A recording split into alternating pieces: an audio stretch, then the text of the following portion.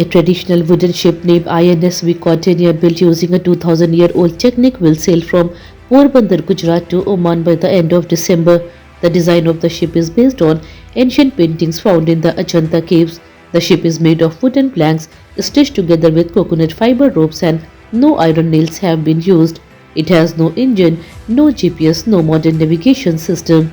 The ship will move using square cotton sails and paddles fully depending on wind direction. Defense Minister Rajnath Singh will flag off the historic journey. An Air India flight AI-887 traveling from Delhi to Mumbai was forced to make an emergency landing shortly after takeoff. Around 40 minutes into the flight, the right engine oil pressure dropped to zero, alerting the pilots. As a safety measure, the aircraft returned to Delhi airport.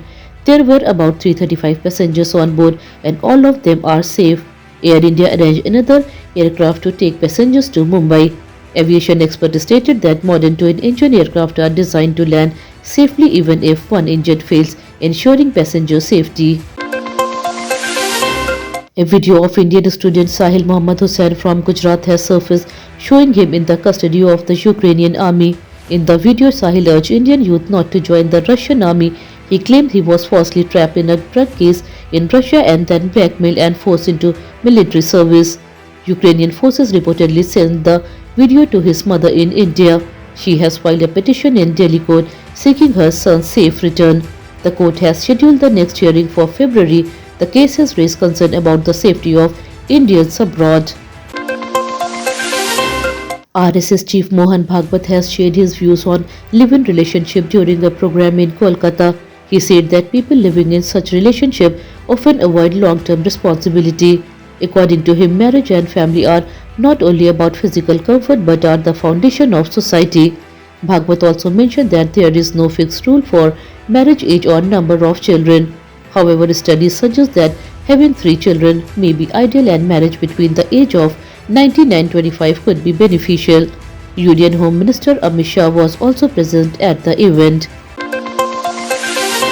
India and New Zealand have announced a free trade agreement to boost trade and investment between the two countries. Prime Minister Narendra Modi spoke with New Zealand Prime Minister over the phone to discuss the agreement. The FTA aims to make exports and import easier, reduce tariffs and strengthen economic cooperation.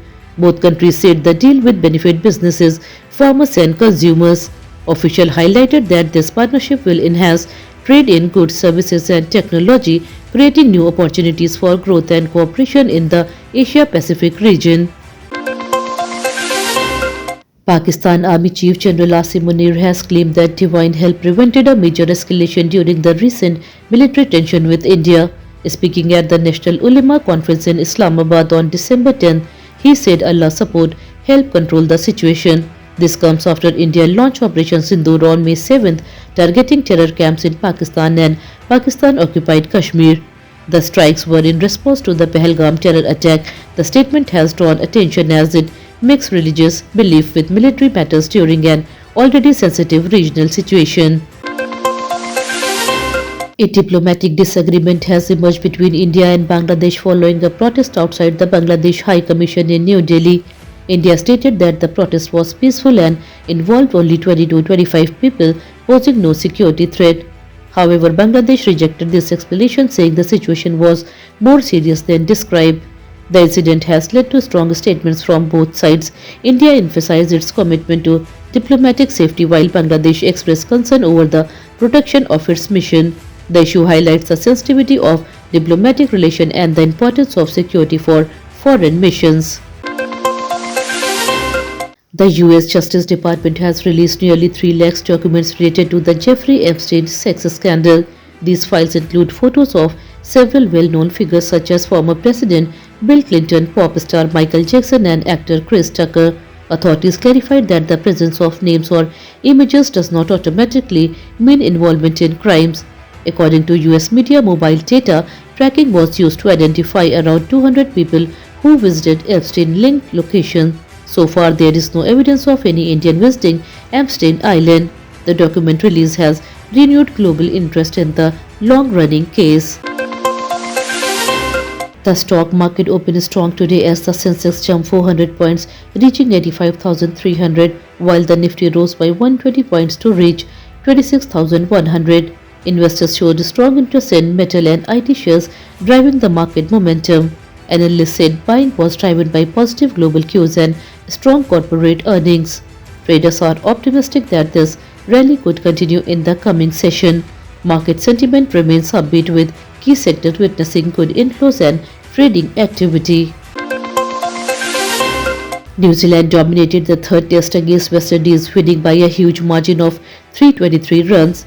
With this victory, New Zealand sealed the series 2-0. Key players performed brilliantly in both batting and bowling, helping the team secure a comfortable win.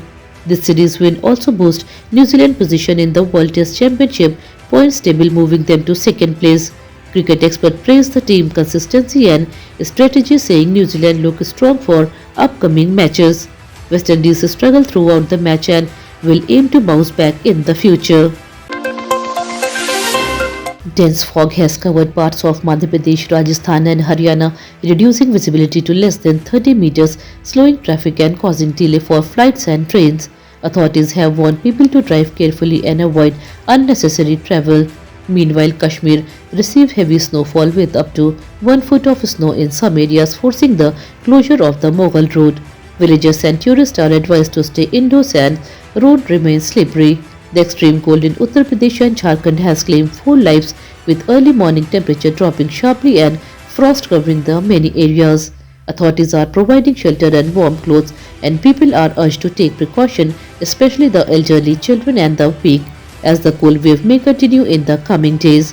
That's all for today's bulletin. We'll be back with more updates next time. Until then, this is Tamanna Rizvi signing off. Have a good day.